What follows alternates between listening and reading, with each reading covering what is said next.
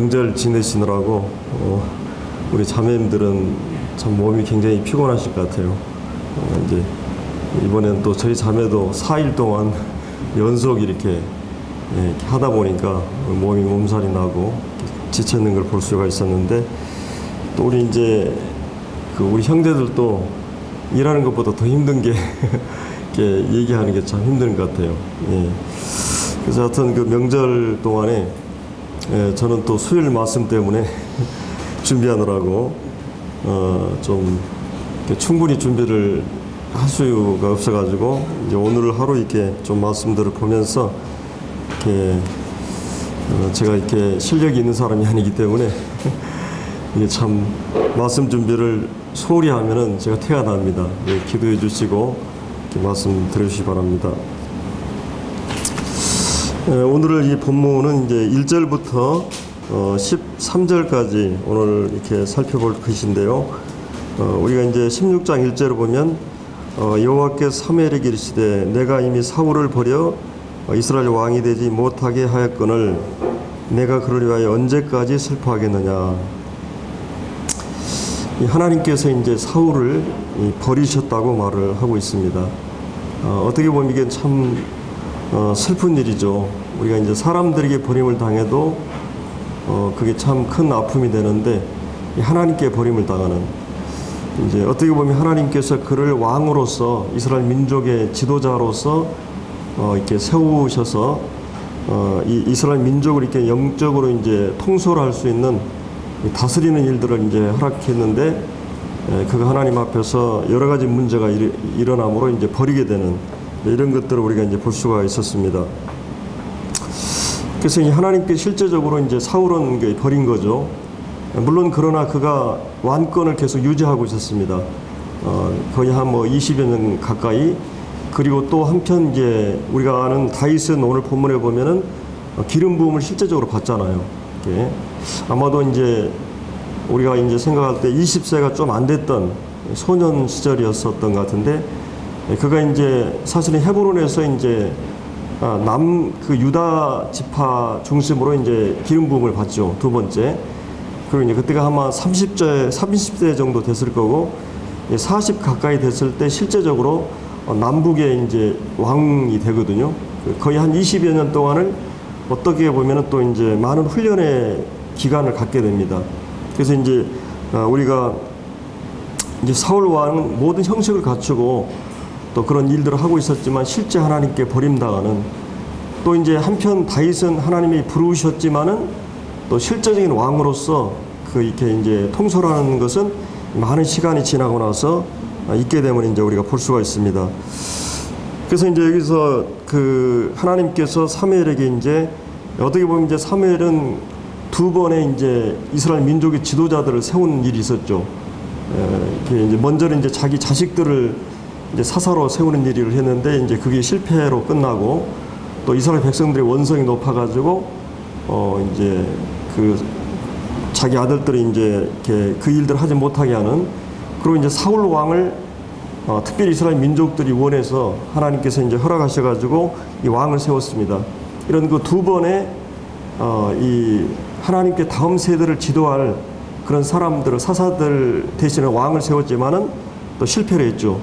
근데 하나님께서 이제 다윗을 통해서 이제 일을 하시는데, 여러분들 오늘 본문을 보면은 사무엘이 또 이제 어떤 실수할 뻔한 이게 이새의 아들들을 쭉 7명이 거쳐가는데, 또 이제 외모를 이렇게 보는, 왕감을 이렇게 보고 있는 이제 이런 것들을 우리가 이제 보게 되면서 참 이렇게 훌륭했던 그런 사무엘이 참 영적인 사람이었고, 이스라엘 민족을 이 우상 숭배에서 완전히 돌아오게 하고 이런 대각성을 일으켰던, 주도했던 그런 이 영적인 그런 이 거성이 이렇게 어떤 면에서 보면 이제 어둡고 침체해 있는 이제 이런 상황을 보게 되고, 그래서 이제 하나님께서 사무엘을 나무라 하시는 거죠.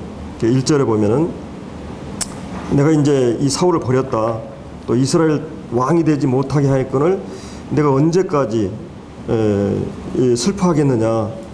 아마도 이제 사무엘 입장에서 보면은 사울 왕을 등극했을 때만 해도 어땠어요? 사울 왕이 정말 그분은 겸손했어요. 그랬죠. 또 이렇게 사람들을 이렇게 용서하고 관용하고, 또 아버지의 말을 잘 충실히 순종하기도 하고, 이렇게 이제 여러 가지 면에서 이렇게 훌륭한 그런 면들이 있었습니다. 근데 이제 그가 이제 외모적으로도 아주 준수하고, 또 모든 사람보다 그 어깨 위, 그 모든 사람이 어깨 밑에 정도로 신체적으로나 오늘날로 얘기하면 이제 얼짱과 몸짱 이런 모든 그런 것을 갖춘, 마치 매스미디어 시대에는 이렇게 훌륭한 스타가 될 수 있는 그런 이 왕감이었습니다. 그러니까 사람들 중에서는 훌륭한 그런 모든 걸 갖춘 그런 사람이었지만 그런 실패하고 말게 되는데, 그것은 결국 그가 이제 직분을 맡게 되고 권력을 잡게 되고 이런 위치에 오자 그의 마음이 부패하고 교만해 버린 거죠. 그가 그런 것이 없었을 때는 그렇지 않았어요. 차라리 그 사람은 우리가 돈이 없는 것이 하나님께 감사할 수가 있고, 지위가 없는 게 감사할 수 있고, 어떤 그런 그 지식이나 오히려 이것이 있음으로써 그 사람이 영적으로 교만해가지고 타락해 버리는, 그래서 하나님께서 그를 이제 하나님이 어떻게 할 수 없는 위치에서는 하나님 버리시죠. 마음이 교만하고 돌이키거나 회개하지 않고 이런 이 상태가 되다 보니까 하나님께서 그를 버리시게 됩니다. 이런 그 아름다운 그런 시작을 잘 끝까지 관리하지 못하고 결국은 이제 이렇게 하나님께 버림을 당하는 그런 걸 볼 수 있죠. 이 다윗 왕과 비교해 봤을 때는 굉장히 유력한 그런 집안이었고, 굉장히 훌륭한 그런 그 명문 그런 집안 출신이었습니다. 그리고 이제 그 다윗 같은 경우는 아주 평범한 그런 사람이었죠. 베들레헴 그러면 예수님 탄생하고 다윗 왕이 훌륭한 왕이 됐기 때문에 그 지역이 훌륭한 그 지역이었지만, 그 다윗이 출생하고 자랄 때만 해도 이 베들레헴이 그렇게 사람들의 이 관심을 끄는 곳이 아니었던 것을 보게 됩니다. 그리고 이제 다윗 같은 경우는 이제 우리가 오늘 본문에 보면은 거기 이제 12절에 그 빛이 붉고 눈이 빼어나고 얼굴이 아름답더라 이렇게 이제 말하는데, 여기서 얘기하는 이 다윗의 외모에 대한 그 설명은 쉽게 하면 그 굉장히 그 소년 시절의 그 어린애 같은 용모, 애송이 같은, 그러니까 굉장히 여성스럽고, 그 오늘날로 얘기하면 꽃미남이라 그러죠. 꽃미남, 아주 예쁘장하고. 그러니까 이제 이 골리앗이 17장에 보면은 그 왔을 때 뭐라 그랬어요? 쉽게 얘기하면 아주 머리에 피도 안 마르고 또 이렇게 아주 젖대지도 않은 그럴 정도의 표현을 하게 됩니다. 나를 뭘로 보고, 그리고 굉장히 왜소하고 이랬던 것 같아요. 그런 이제 다윗의 그 외모를 이렇게 얘기하는데, 그러나 이제 여기서 얘기하는 것은 이제 그런 측면도 있지만은, 여기 이제 우리가 7절에 그런 말씀이 있었죠. 여호와께서 사무엘에게 이르시되 그의 용모와 키를 보지 말라. 내가 이미 그를 버렸노라. 내가 보는 것은 사람 같지 아니하니 사람은 외모를 보거니와 나 여호와는 중심을 보느니라. 분명히 하나님께서 뭐라 그랬어요? 외모를 보지 않는다고 그랬죠. 그 사람이 그 어떤 그런 배경을 갖고 있는가, 어떤 학력과 지식과 재력과 재능과 또 그 어떤 그 문벌이라든지 또 능력이라든지 이런 그것을 하나님이 보지 않는다는 거죠. 하나님 보시는 것은 그 중심을 보시는 거예요. 그래서 우리가 이제 엑스레이 찍어 갈 때는 아무리 겉으로 화장을 하고 뭐 옷을 해도 그 엑스레이 찍을 때는 그 사람의 진실 면모가 다 드러나잖아요. 그러니까 하나님께서는 여러분들이 어떻게 꾸몄느냐, 그걸 보지 않는다는 거죠. 하나님이 여러분의 중심의 상태, 영혼의 그 상태를 보시는 분이거든요. 그래서 이제 여기서 이제 그런 건데, 여기에 12절에 나오는 이 외모는 그 외모하고 인상은 다르죠. 여러분, 인상이라고 하는 것은 그 내면의 그 세계가 그 얼굴에 이렇게 표현된 것을 인상이라고 그럽니다. 그러니까 이제 그 내면, 이 마음의 거울이 얼굴이잖아요. 그 사람의 내면의 영적인 상태를 마치 여러분들이 그 전구 안에, 전구에다가 이제 어떤 색깔의 빛을 바라느냐에 따라서 이 전구색이 드러나듯이 그 내면 세계가 비춰진 그런 모습이에요. 그러니까 이 다윗이 여기서 얘기하는 외모는 아까 얘기했던 그 하나님께서 그런 그 외모나 이런 세상적인 실력이 아니고, 여기서 얘기하는 외모는 그 내면 세계에서 흘러나오는 인상을 얘기해요. 이 다윗의 그런 모습들을 이제 보여주고 있는 것입니다. 그래서 이제 이렇게 하나님께서는 그 사울 왕이 가장 결정적인 그 하나님께 버리시게 된 이유는 결국은 그 싸움이에요. 하나님 앞에서는 자기를 사랑하느냐 하나님을 사랑하느냐 이 문제예요. 결국은 그 자기를 사랑하게 되면 그 자기가 모든 것이 중심이 되고 우상이 되게 됩니다. 하나님을 사랑하게 되면 모든 것이 하나님 중심으로 이루어지게 되죠. 그분이 하신 모든 말씀에 대해서 철저한 자세를 갖게 되죠. 근데 이제 우리가 계속 보았지만 그런 이 제사 드릴 때도 길하지 못하고 내가 이제 왕이니까 이런 위치가 되니까 뭐든지 할 수 있다고 생각한 거죠. 하나님 그에게 주신 은사나 미션이나 사명은 이 왕으로서 다스리는 일을 하는 거지 제사장 일을 한다든지 선자 일을 하는 게 아니에요. 그래서 이스라엘 백성들은 항상 하나님께서 하나님 자신을 이렇게 이제 드러내 주시는 선지자, 이 말씀을 주시는 선지자나 또 이 백성들의 죄를 하나님께 회개하기 위해서 피를 가지고 나가는 제사장 이 기능이 굉장히 중요해요. 근데 이제 우리가 잘 아는 사울은 이 제사장 안에 성전 안에서 하는 일들을 이제 하게 되는 또 이제 하나님 말씀의 권위를 무시하는 우리가 전주에 봤죠. 하나님께서는 순종이 제사보다 낫다 그랬을 때 이 제사는 제사장 성전 안에서 일어난 일이죠. 그리고 또 이제 이 순종은 말씀에 대한 태도를 얘기해요.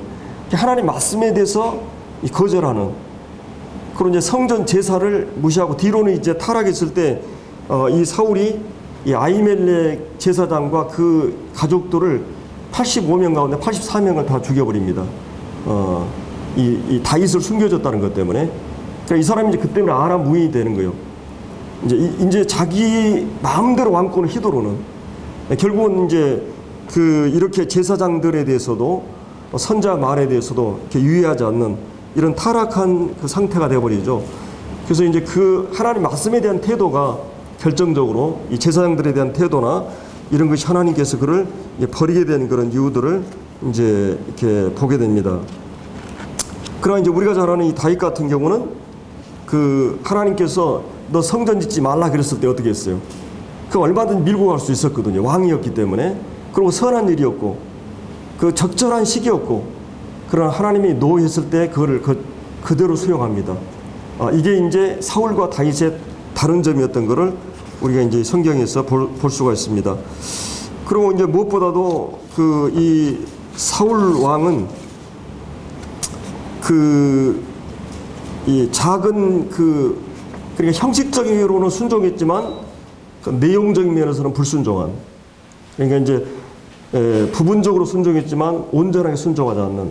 그러니까 아말렉과의 전장에서 이 전리품을 하나님의 공의와 심판을 집행하는 시간이었기 때문에 이 여리고처럼 철저하게 사람들을 죽이고 모든 것을 숙청하라고 이제 명령했는데 이 작은 일에 하나님 순종하지 못함으로 하나님께 그를 버리는 것을 이제 볼 수가 있습니다. 그러나 이제 우리가 잘 아는 이 다윗 같은 경우는 목동으로서 작은 일에 충실한 하나님께 작은 일에 충실한 자들을 이제 하나님의 일을 맡기는 일들을 보게 됩니다. 그래서 이제 이런 하나님께서 이 사울을 버리게 된 이유들, 다윗을 하나님께서 세우는 이유들을 이렇게 이제 볼 수가 있는데, 여하튼 이 사무엘은 이 사울에 대해서 그런 배신감을 느꼈고, 그 다음에 이제 어떤 절망감을 느끼고, 또 미래에 대한 희망이 보이지 않기 때문에 그런 마음의 이 침체 가운데 있었을 때 하나님께서 여기서 이제 꾸중하시는 것을 보게 되고, 그 다음에 이제 만약 내가 다윗에게 가서 기름 부게 되면 이 사울의 어떤 지금 이 권력의 실제적인 권력을 장악하고 있는 상태이기 때문에 마치 엘리야가 이제 갈멜산에서 싸워 승리할 때는 대단했잖아요. 근데 이 이세벨이 저 선자들처럼 너도 내가 죽이겠다 했을 때 그냥 마음에 두려움이 생겨가지고 이렇게 도망가다가 노뎀나무 안에서 이렇게 하나님께 나를 죽여달라고 이렇게 이제 기도하는 모습 보게 되는데, 그렇게 영적으로 훌륭한 사람들도 잠시 그런 침체가 오게 되죠. 믿음이 떨어지게 되고, 그런 상태에서 주님이 책망하듯이 얘기하면서 어떻게 보면 하나님께서는 사무엘 같은 경우는 융통성이 없는, 이 사람이 그러니까 굉장히 정직한 사람이에요. 정직한 사람의 강점이지만 정직한 사람들의 약점은 어떤 거를 이렇게 뒤집거나 이렇게 적절히 못하는 거예요. 그러니까 이제 이 사람은 분명히 문제가 될 걸 알기 때문에 주님께서 그 상황에서도 사무엘에게 그냥 제사 드린다 하고 이렇게 명부를 만들어 가지고 하나님께 이렇게 일을 하시게 하는데, 하나님께서는 우리 체질을 가장 잘 아신 분이기 때문에 우리의 믿음이나 체질에 맞게 또 하나님이 이렇게 인도하시는 이런 면들을 이제 우리가 이제 본문에서 이렇게 찾아볼 수가 있습니다. 그래서 우리가 이제 오늘 이 본문을 통해서 한 가지 생각할 수 있는 것은 그 하나님께서 다윗 왕을 기름 부으시고 나서 이제 어떻게 보면 하나님께서 그 다윗 왕이 이제 분명한 왕으로서 기름 부었잖아요. 하나님의 그 선택에 의해서 기름 부으신 거예요. 여기 이제 우리가 13장에도 보면 시편 89편에 보면 하나님께서 이런 사람을 찾았다는 말이 나와요. 근데 다윗을 찾았다는 말을 하거든요. 그리고 이제 우리가 13장에도 봤지만 하나님께서 왕을 찾았다는 말이에요. 그러니까 하나님께서 누구를 주권적으로 선택한 의미도 있지만 또 거기에는 뭐가 있냐면 하나님께서 하나님의 마음에 합한 사람을 찾고 계셨다고 하는. 그리고 이 다윗이 예를 들어서 이제 태어나가지고 계속 유대인들은 이 말씀 교육을 하잖아요. 근데 이제 그 많은 사람들 가운데 그 말씀에 대해서 예민하게 반응하고 그 말씀에 대해서 그대로 마음에 이렇게 흡수를 하고 그런 사람 중에 한 사람이었어요. 그리고 그 8명의 형제들 가운데 세상적인 관점에서 볼 때는 그냥 다들 이렇게 군인의 그런 용모를 갖추고 다 이랬지만은, 그러나 이 다윗 같은 경우는 이제 막둥이로서, 막내로서 이 목동일을 하고 있는, 여러분들이 지금 이렇게 얘기하지만 실제 목동은 굉장히 천한 직업이죠. 이렇게 이 양대들을 몰고 다니면서 막대기 가지고 이렇게 이제 이 산을 돌아다니면서 양들을 이렇게 먹이는 일들을 했던 거거든요. 근데 이 다윗은 이 골리앗과 싸우면서 그 얘기를 하죠. 이 곰과 사자가 왔을 때도 그런 하나님의 이름으로 이겼다고 하는. 그러니까 이 사람은 믿음으로 살아왔어요. 그리고 그런 작은 반응들이 하나님께서 봤을 때 그런 믿음으로 살았고 믿음으로 사는 사람을 찾고 있었던 거예요. 하나님께서 선택하는 의미도 있지만 또 우리 인간 측면에서 보면 그런 말씀을 그대로 받지 않고 흘러버리지 않고 말씀을 그대로 마음으로 인격으로 흡수해가지고 살아왔던, 그래서 믿음이 쌓이고 그 믿음에 의해서 믿음으로 단번에 구원받지만 그런 믿음으로 행할 수 있는 능력을 갖고 있었어요. 그래서 그런 그 위기 때마다 믿음으로 대응해서 인간의 힘으로 아니라 하나님의 능력으로 그들을 이 짐승들을 이겼던 것을 이제 보게 됩니다. 그래서 하나님께서 이제 이렇게 실제적으로 왕이 되게 했지만은 이제 왕이 되고 나서 그가 실제 이스라엘의 왕권을 행사할 때까지는 긴 시간 동안에 많은 오랜 시간 동안에 말할 수 없는 핍박과 고난을 겪게 되는, 이제 이런 거를 보면서 우리 그리스도인들도 이 구원받은 그때로부터 우리가 하나님의 자녀라고 하는 신분을, 이 왕자라는 신분을 확실히 얻은 그때부터, 구원받을 때부터 우리가 주님의 나라의 보좌에 앉기까지 여전히 다윗과 같은 이런 과정을 겪게 된다고 하는 것입니다. 그래서 이제 모든 성도는 약속을 가지고 있고, 그러면서 현실 세계 속에서 하나님 모르는 이 세력들과 이 한복판에서 계속해서 이런 훈련의 과정 속에 우리가 있다고 하는 것을 이제 우리가 생각해 볼 수가 있습니다. 우리 시편에 보면 요셉 같은 경우도 하나님 말씀이 응하기까지 그의 말씀이 그를 단련했다는 말이 있습니다. 그가 17세 소년에 하나님이 꿈을 주셨고 그 꿈은 범상한 꿈이 아니죠. 그의 영혼의 깊은 인상을 주었던 그런 꿈이었고 마음의 심중에 꽂힌 그런 꿈이었어요. 계시를 동반한 그런 꿈이었습니다. 그건 지워질 수 없는 그런 말씀과 같이 우리가 구원받았을 때 주님이 주셨던 말씀들이 내 영혼에 꽂혀왔을 때 그것은 참 내 존재를 흔들고 그리고 이제 정말 내가 이 죄로부터 자유케 되고 하나님의 자녀가 되었다고 확신을 갖게 하는 그 말씀이 우리에게 주어졌듯이, 그래서 그런 요셉은 그 꿈들을 이제 얘기하게 되고 반복해서 그 꿈을 꾸게 되고, 그럼 평생 그 꿈을 잊어버릴 수 없었을 거예요. 모든 고난과 역경 속에서도 그런 그 꿈을 생각했을 겁니다. 그리고 그것이 그 말씀이 그런 모든 어둠고 칩칩한 삶의 모든 과정에서 빛과 같은 역할을 했을 거예요. 그래서 그런 모든 걸 이겨나갔고, 그래서 그 많은 세월 동안에 그가 30세 총리가 될 때까지 그런 하나님 앞에 13년이라는 그 긴 세월 동안에 이 연단의 과정을 겪게 되는 걸 볼 수가 있어요. 또 우리 주님 생애에서도 히브리서 5장에 보면 주님이 우리를 이제 구원하기 위해서 이제 오셨지만은 또 한 측면은 그분이 한 인간으로서, 온전한 인간으로서 그 하나님 앞에서 순종의 본을 보이시는, 삶의 본을 보이신 그런 그 모델이 되어 주셨죠. 그래서 죄를 위한 속죄 제물로만 오신 것이 아니라 하나님의 백성은 어떤 존재해야 하느냐는 삶의 모든 정황 속에서 보여주십니다. 어려운 사람을, 병자들을 치유하고 돕고, 결혼식, 장례식, 이런 모든 경우에서 그런 참 인간상을 보여주었던 것을 볼 수가 있죠. 근데 이제 그 주님께서 온전한 인간으로서 순종을 배워가는 과정을 뭘 통해서 얻게 됩니까? 고난을 통해 순종을 배우십니다. 히브리서 9장에 보면. 그래서 이 순종이라고 하는 것은 따를 것인가 말 것인가, 이런 선택의 문제도 있지만 이 받으신 고난으로 순종을 배웠다. 하나님께서 말씀하신 그대로 하겠다는, 이게 이제 믿음의 결과가 순종이죠. 하나님 말씀을 그대로 하겠다는 그런 뜻을 갖고 있습니다. 그래서 이제 주님이 이 말 그대로 그 과정과 일을 겪으셨고, 주님이 이 땅에 오셨고, 이 모든 고난을 겪으면서 모든 죄의 공격과 죄의 유혹을 이렇게 받으면서 인간의 모든 연약을 다 겪으시고, 그러면서 순종을 배우시고 감수하시는 이 고난을 통해서 이제 주님은 순종을 배우시는 것을 볼 수 있습니다. 그래서 우리의 인격이 연단되는 것은 바로 이 고난의 과정, 시련의 과정을 통해서 이렇게 되는 걸 볼 수 있습니다.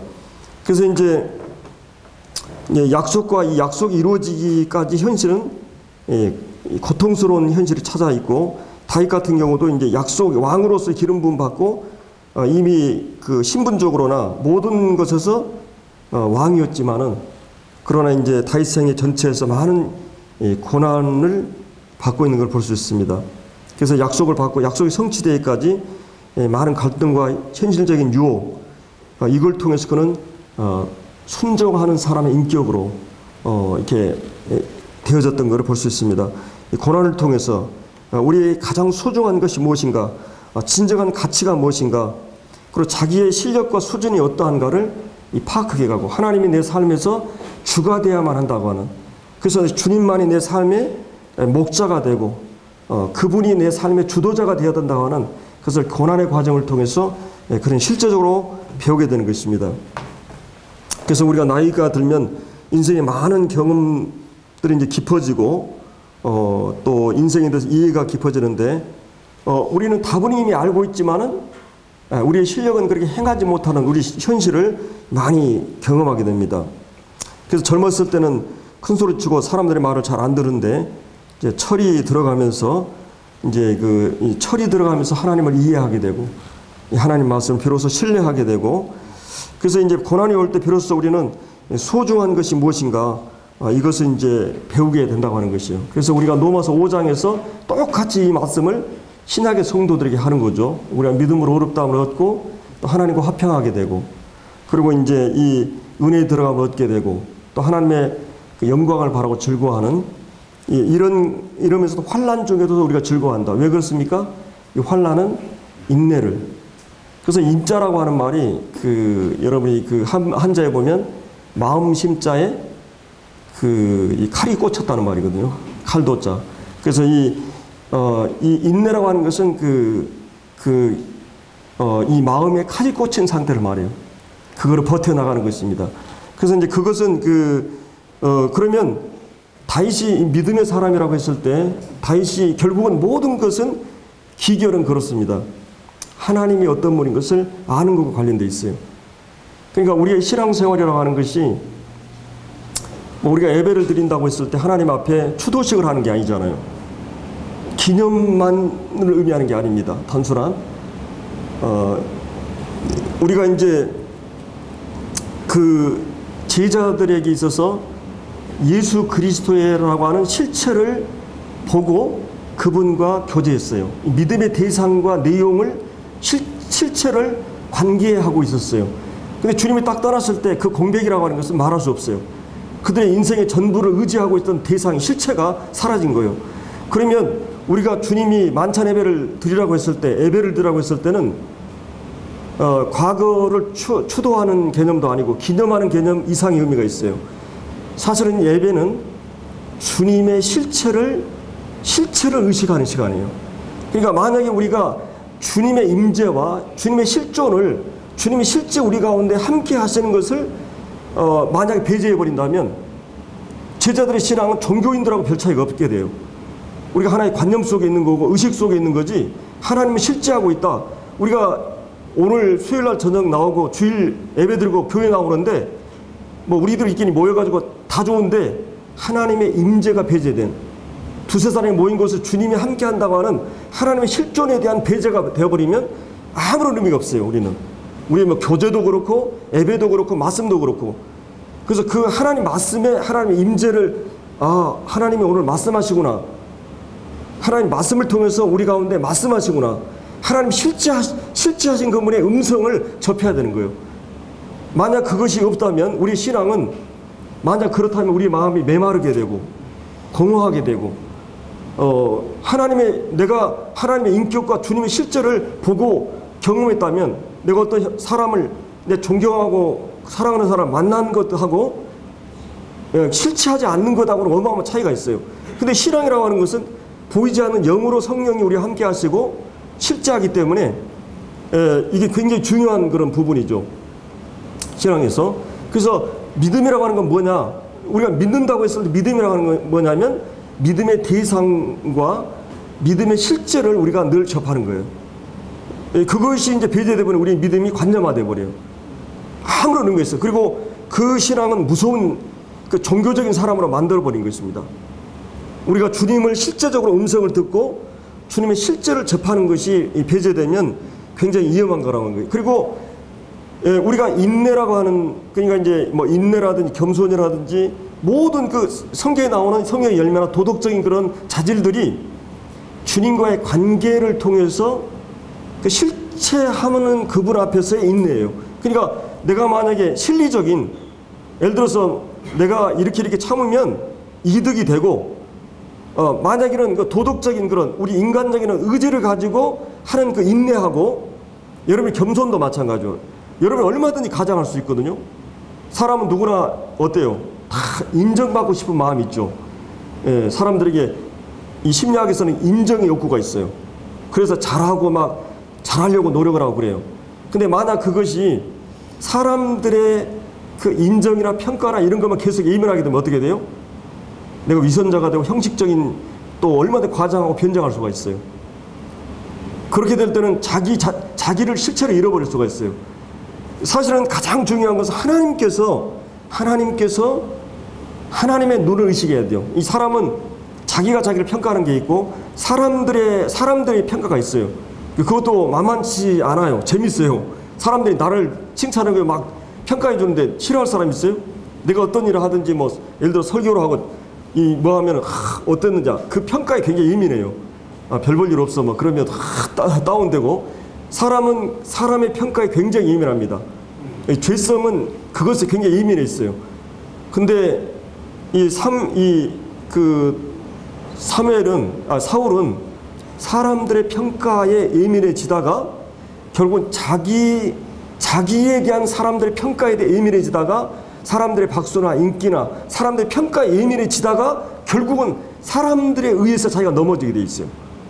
근데 하나님의 평가 앞에 예민한 사람은 누가 뭐래도 하나님이 이 일을 기뻐하신다, 하나님의 평가와 시선에, 그러면 우리가 그 사람의 그 신앙의 진면목을 어디서 잘 알 수 있느냐면요, 아무도 없을 때 그가 어떻게 행하느냐 보면 그 사람의 신앙의 수준이나 상태를 볼 수가 있어요. 하나님을 의식하는, 하나님이 나를 지금도 보고 계시다, 하나님 나와 동행하고 계시다, 하나님이 내 삶에 실존하고 계시다, 하나님의 실체를 의식하게 되면 사실은 사람들은 언제 이 품행을 단정히 합니까? 왜 화장을 하고 옷을 입고 왜 그래요? 나보라고 그럽니까? 그러지 않죠. 다른 사람이 나를 봐주길 바라요. 그게 모든 옷차림이라든지 외모라든지, 그리고 뭐 이 사람들이 오늘날 막 성형 천국이라 그러잖아요. 프랑스나 한국도 똑같대요. 뭐 이 외모 여자들한테 여론조사했는데, 앙케이트 조사했는데 뭐 80%가 이 얼굴을 개조하고 싶다고. 그 외모에 대해서도 그렇고 또 자기 성격에 대해서도 그만큼 사람들은 또 어떻게 보면은 요즘 뭐 남자들도 뭐 그 이렇게 마사지 뭐 받고 뭐 면접하기 전에 뭐 어느 정도 성형도 하고 그런데요. 일단 사람은 오늘 본문에도 뭐라 그랬어요? 사람은 예, 우리 하나님이 아니니까 사멸도 보니까 그렇게 훌륭한 분도 외모로 보거든요. 사람은 어쩔 수 없어요. 외모로 보게 돼 있어요. 근데 하나님은 외모로 보지 않아요. 근데 중요한 것은 다윗이 믿음의 사람이었다고 하는 말은 그가 하나님의 눈을 항상 의식하고 살았다는 말이에요. 그러니까 뭐 누가 나를 평가해 주느냐, 우리 가족이 뭐 세상 사람들이 그거 상관없었어요. 그럼 목동으로 누가 자기를 봐요? 하나님 나와 함께 하신다. 그가 토라 율법을 배우면서 이 이스라엘 민족의 하나님, 그 하나님이 역사 속에 살아계신 그 하나님은 오늘 나와 함께 하신다. 그 믿음을 가지고 그는 목동으로서 일을 했어요. 그 믿음은 뭐냐? 하나님의 눈을 의식하는 거예요. 하나님이 나와 함께 하신다. 여러분들은 사람을 의식하게 되면 모든 내 품행을 조심하듯이 하나님을 영으로 보고 영으로 함께 하시는 그분을 의식하게 되면 거기서 뭐가 나와요? 겸손이 나오는 것이죠. 그러니까 이 겸손은 세상 사람들이 얘기하는 겸손과 달라요. 믿음으로 나오는 겸손이에요. 하나님의 실제를 믿고, 그리고 하나님은 하나님은 뭘 원하시고 뭘 기뻐하시고 하나님은 어떤 분이고 내가 사랑하고 신뢰하는 그 하나님께서 무엇을 원하시고 뭘 싫어하시고 이걸 잘 알기 때문에 그 보조에 맞춰가면서 그 믿음이 있기 때문에 그 하나님 앞에 나를 파악하게 되고 그 하나님을 알게 되고 그 하나님을 접하게 되면서 내 자신을 겸비하게 되는 것이죠.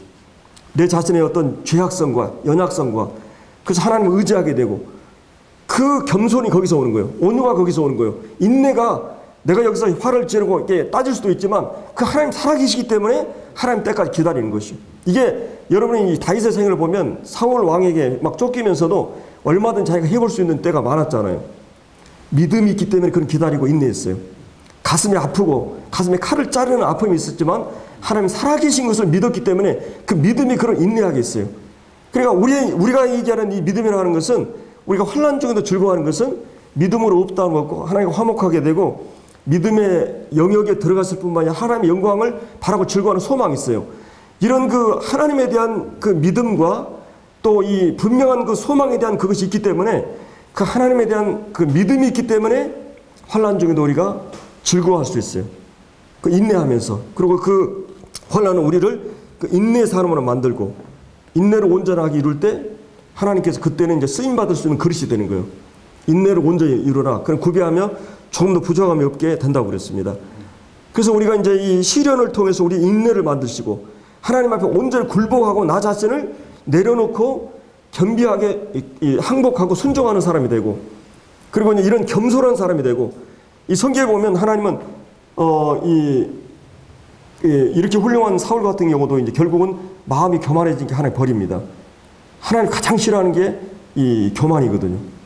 그래서 이 겸손, 그 다음에 이제 다윗, 그러면 이 다윗이 아주 훌륭했던 점이 뭡니까?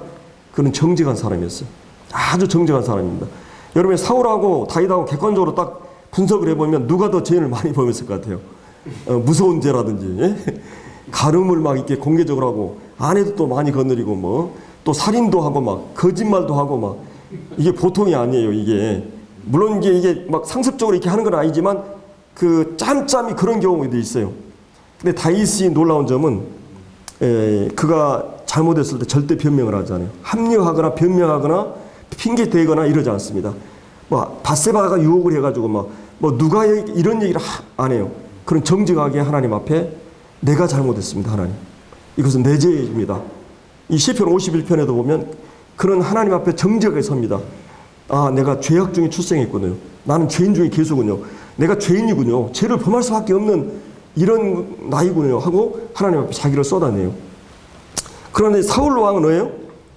절대로 그는 회개하지 않습니다. 회는 한데 돌이키기를 하는데 개 바꿔지지 않아요. 회의 개를 해야 되는데 탄식하고 막 후회하고 막 슬퍼하고 내가 잘못했습니다 이렇게까지 하는데 다음 행동에 보면 그대로예요. 그것은 회개가 아니죠. 그런 그 지적으로 슬퍼하고 알고 죄를 알고 감정적으로 슬퍼하고 의지적으로 그 죄에서 떠나야 돼요. 근데 이 사울은 그 회개를 하지 않았어요. 그래서 하나님께서 그를 버리게 됩니다.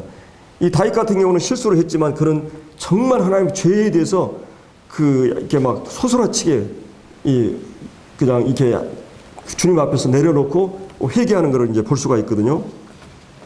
그래서 이 하나님께서 이제 제가 여러 번 얘기했지만 한국 교회의 연약한 점은 일반적인 기독교 뭐 이제 얘기해서 그렇습니다만은 이 기복주의라고 하는 걸 통해서 쉽게 어떤 답을 얻고 기도를 통해서 내가 어려움을 문제를 해결함으로써 이 고난의 과정을 통해서 하나님이 섭리를 그리고 우리 인격을 만드는 그 더 중요한 목적을 성취하지 못하게 되는.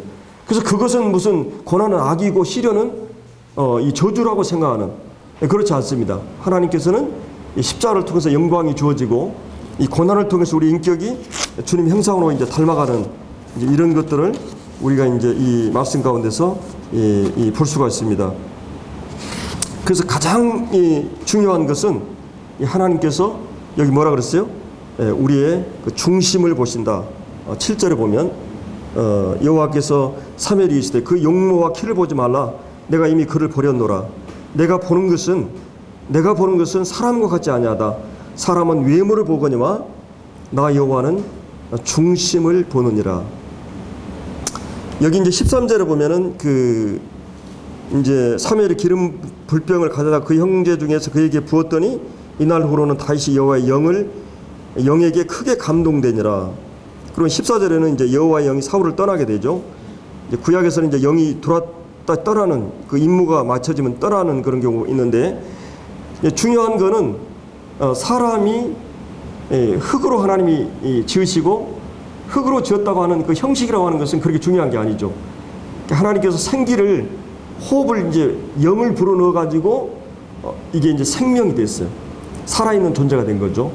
이제 하나님을 영생하는 생명이 들어가니까 하나님을 알게 되고 하나님을 인격적인 관계가 형성되고 하나님을 사랑하게 되고 기뻐하게 되고 하나님 뜻을 순종하게 되고 이제 인격적인 그런 또 자율적인 그런 그 의지를 가지고 하나님 마음으로 하나님 말씀 순종하고 예배하는 이런 그 생명 있는 존재가 된 것이에요. 그러면 이제 이게 구원받은 성도들도 거듭나자마자 우리가 구원받지 않은 것은 하나의 그 흙덩어리예요. 이건 하나의 형식만 남은 거예요. 그것처럼 비참한 게 없어요. 어둡고 부패하고 썩고 시체와 같은 이런 그 영혼의 시체와 같은 우리가 하나님의 영이 우리 안에 불어 넣어주면서 우리는 이제 의미 있는 존재들이 된 것이죠.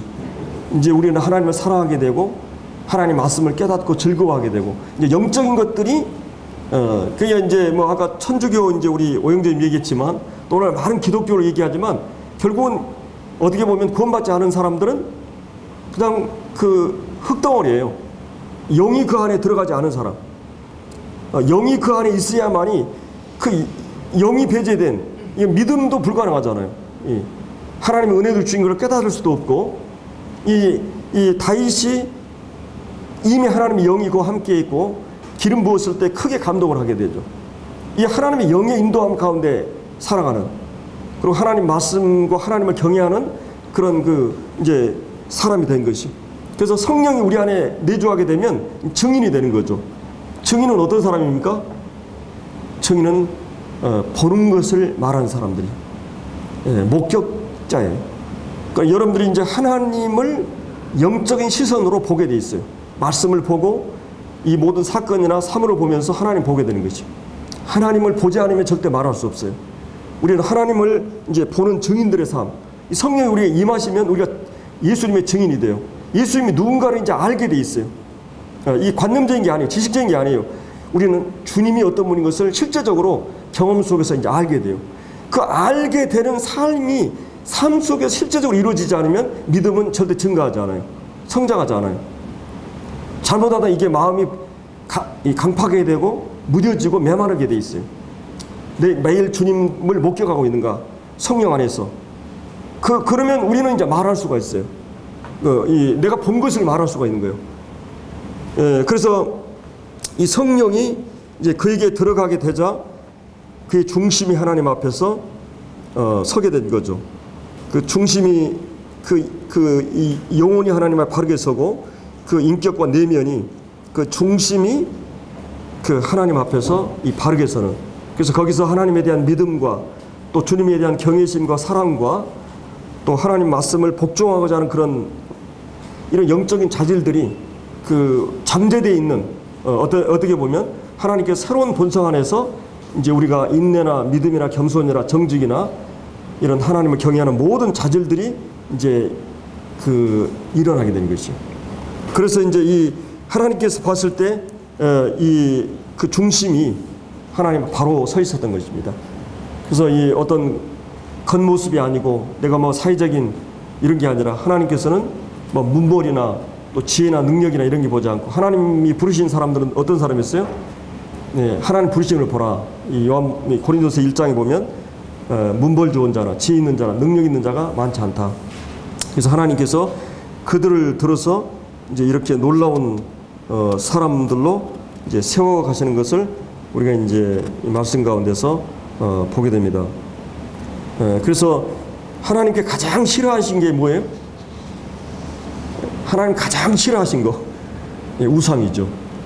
근데 결국은 하나님이 우리 중심의 사랑의 대상, 믿음의 대상이 안 되면 나 자신까지도 하나님 편에서 볼 때 우상이 되는 것이죠. 나를 위해서 우상을 만들거든요. 내가 돈이 우상이 될 수 있고 자식이 우상이 될 수 있는데 내가 삶의 중심이 되면 이게 사울 왕은 자기가 우상이 된 거예요. 하나님은 우상을 견디지 못하거든요. 박살을 내야 돼요. 진노하셔야 돼요. 나도 하나님 앞에서 우상이 될 수 있는 것이요. 그래서 하나님 가장 싫어하는 게 우상인데 바로 이제 믿음이 그러면 좋은 사람의 특징이 뭐겠어요? 믿음이 좋은 사람의 특징은 누구 얘기를 많이 하겠어요? 믿음의 대상인 주님 얘기를 많이 한 사람. 모든 시작과 끝이 항상 주님의 이름으로 하고 주님으로 맞춰지면 이 사람 굉장히 좀 주님 앞에서 믿음이 훌륭한 사람이에요. 근데 내 얘기를 많이 하면 이건 절대 믿음이 아니에요. 어떤 형태로든 자기 얘기를 이렇게 드러내면 그것은 자기로 충만해 있는 것이죠. 하나님 가장 싫어하는 대상이 될 수 있는 거예요. 그래서 이제 이런 그 믿음의 사람, 정말 하나님 살아계심을 믿고 이 골리앗과 전쟁에서 살아계신 하나님의 이름을 업신여기는 이 골리앗에 대해서 그 얘기하잖아. 하나님 만군의 여호와 이름을 망령히 여기는 일을 내가 가만두지 않겠다. 그리고 이 할례받지 않은 자, 다른 말로 그 자기는 할례받은 자라는 것이죠. 하나님 선택된 하나님의 백성이라는 거죠. 그래서 그런 다윗은 그런 상황이 왔을 때 그런 즉각 믿음으로 살았기 때문에 믿음으로 대처하는 거예요. 모든 사람은 그렇게 하지 않았어요. 그러나 위기 앞에서 그는 살아계신 하나님을 얘기하면서 그런 하나님을 경외하는 것을 즉각적으로 이렇게 표현하고 있는 것을 볼 수 있습니다. 여러분들이 시편을 보면 여러분이 시편의 반 정도가 다윗이 썼잖아요. 그러니까 얼마나 하나님 경외하고 또 그가 얼마나 하나님 말씀을 경외하고 하나님을 찬양하는 자였는가를 이제 잘 알게 됩니다. 그래서 우리가 이제 이런 요즘 외모 열풍 시대잖아요. 외모 지상주의, 제일주의, 성형 천국이라고 그러는데 미를 추구하는 본성 우리가 어떻게 말할 수 없지만은 아름다울 수 있으면 아름답고 또 배울 수 있으면 많이 정신적으로 배우는 게 나쁜 건 아닙니다. 그러나 가장 중요한 우리 중심에 하나님을 경외하는 것을 잃어버리면 이제 모든 것을 잃게 되는 것이죠. 그래서 이런 중심이 되도록 어떻게 우리의 중심, 마음을 잘 가꿀 수 있는가? 항상 우리가 하나님 앞에서 우리 자신이 어떠인 것을 십자가를 바라보면서 십자 앞에 나아가고 그 십자가 앞에서 일어난 내 죄에 대한 그 무서운 심판의 과정을 보면서 내가 바로 그 자리에서 사형을 당하고 처형을 당해야 되는 자리에 주님이 죽어가시는 걸 보면서 내가 어떤 자였는가를 보고 또 내가 이 은혜로 오늘 내가 이렇게 서 있구나, 주님의 은혜로 내가 서 있구나 하는 것을 생각하고, 우리는 표범이 반점을 구속인이 피부를 어떻게 할 수 없는 것처럼 바로 이 죄의 문제는 주님의 십자가의 보혈을 통해서 해결되고, 그리고 늘 말씀 앞에, 이 거울 앞에 우리가 서서 말씀의 기능은 우리의 실체를 보게 하잖아요. 그리고 우리를 깨끗게 하고 치유하고, 그리고 시편에 있는 말씀대로 우리의 새로운 본성 안에 계속해서 하나님 말씀을 통해서 그 우리를 열매를 맺게 하는 그 인격의 자질들을 하게 하는 것이 바로 이 말씀입니다. 그래서 역사적으로 못생긴 사람들을 나열하면 소크라테스하고 이 바울하고 그다음에 칼빈도 그랬다고 그래요. 아브라함 링컨 그렇죠? 링컨, 이 눈이 쑥 들어가고 패이고 코가 이렇게 매부리 크고, 그다음에 광대뼈가 붉어 있고 키는 삐짝 마르고 크고, 그래서 이제 이런 그 사람들이 고릴라 원숭이라는 이런 그 하고 막 성급 열풍 때, 이런 때 한 그 어린 그 소녀가 참 이 사람의 인격과 이 사람은 참 훌륭한 사람인데 이런 걸 보고 안타까워가지고 편지를 했다고 그래요. 이 대통령 될 그 링컨에게 이 턱수염을 좀 기르면 어떻겠냐고. 그래서 평생 그 턱수염을 길렀는데, 우리가 지금 링컨을 보면 못생겼다고 생각을 안 하잖아요. 뭐 잘생긴 건 아니지만, 그러나 그 내면에 그 굉장히 영적인 사람이었죠. 그 전쟁터에서도 그런 철저하게 기도의 사람이었고, 하나님 경외하는 그런 훌륭한 그런 믿음의 사람이었습니다. 그래서 이 다윗도 그렇고, 이렇게 겉모습은 그러지만 그 내면이 잘 그 하나님의 사람으로 주님의 형상으로 했을 때 그 외모가 잘생겼는데 외모가 살벌한 사람이잖아요. 근데 내면이 잘 그 주님의 형상으로 닮아 있는 사람들은 이제 이 얼굴에서 그런 것이 풍겨나도록, 하여튼 우리가 중심을 항상 갖고는 이 마음을 밭으로도 얘기하잖아요. 이 마음 밭으로. 그래서 호세아서에 보면 묵은 땅을 기경하라. 밭을 그냥 두면 막 잡초가 생기고 쓴뿌리가 생기고 그 흙이 단단해지고 독덩어리들이 돼버리죠. 그래서 그 부패하고 거짓된 이 마음을 늘 그 하나님 말씀으로 기경하는, 그래서 우리 마음이 하나님 말씀을 통해서 우리 중심이 하나님 앞에서 하나님 보시기에 시선에 보기에 그러나 아름다운 사람들로 세워지면 좋겠습니다. 기도하겠습니다. 아버지 하나님,